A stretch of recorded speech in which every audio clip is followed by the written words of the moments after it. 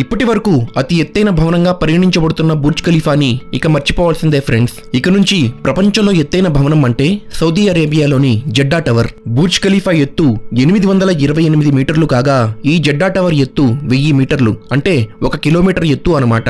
ఆకాశాన్ని తాకుతున్నట్లుగా ఉండే ఈ భవన నిర్మాణాన్ని నిజానికి 2018లోనే మొదలుపెట్టారు.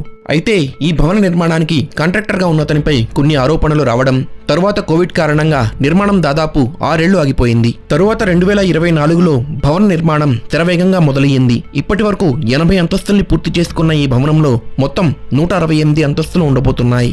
భవన నిర్మాణం చేపడుతున్న జెద్దా ఎకనామిక్ కంపెనీ ప్రతి 4 రోజుల్లో ఒక కొత్త అంతస్తు పూర్తి చేయాలి అనే లక్ష్యంతో వేగంగా పనిచేస్తోంది. అన్నట్లు దుబాయ్లోని బుర్జ్ ఖలీఫాని డిజైన్ చేసిన ఆర్కిటెక్ట్ అడ్రియన్ స్మిత్ జెడ్డా టవర్ని కూడా డిజైన్ చేయడం గమనార్హం. ఇలాంటి మరిన్ని ఇంట్రెస్టింగ్ వీడియోల కోసం మన ఛానల్ని సబ్స్క్రైబ్ చేసుకోండి ఫ్రెండ్స్.